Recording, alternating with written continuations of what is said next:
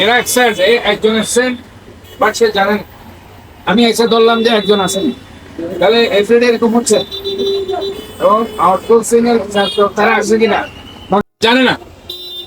আমার যে এখানে আমি টোটাল 10 জন পরিচ্ছন্ন কর্মী রাখছি সকাল 6টা থেকে 10টা।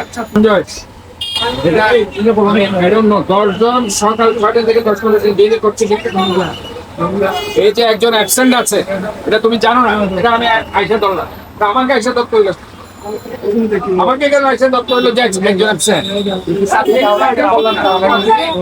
আমি বারবার বলছি সকাল 6টায় এদেরকে, এরা আসছে কিনা একবার তোমরা হাজিরা নিবে, আবার যাওয়ার সময় একবার হাজিরা নিবে। 6টায় যখন এরা আসবে একবার হাজিরা নিবা, যাওয়ার সময় একবার হাজিরা নিবা। এবং 2টা থেকে 10টা যেটা শিফটিং, ওই সময় একবার 2টার থেকে হাজিরা নিবা, আবার 10টা যাওয়ার সময় হাজিরা নিবা।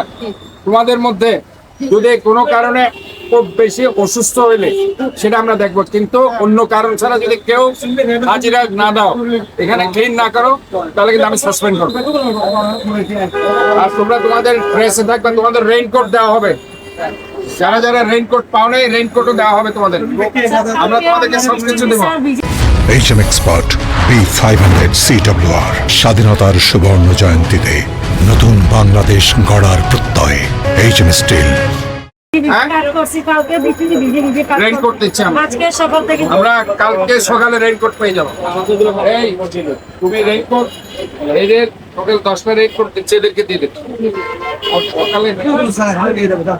তাহলে এখানে এনশিওর করে যে কোন গাড়ি রোগী ড্রপ দিয়ে যাচ্ছে, অ্যাম্বুলেন্সে কোনো ধরনের মৃত রোগী যদি নিয়ে যেতে চায়, ওই রোগীটাকে নিয়ে যাতে চলে যায়, বেশিক্ষণ যাতে না দাঁড়ায়, এখানে যানজট যাতে না হয়, রোগী ঢুকতে পারতেছে না। ইমার্জেন্সি রোগী যে একটা রোগী ড্রপ করবে, এই স্পেসটা নেই, কাজে স্পেসটা দিতে হবে রোগীকে।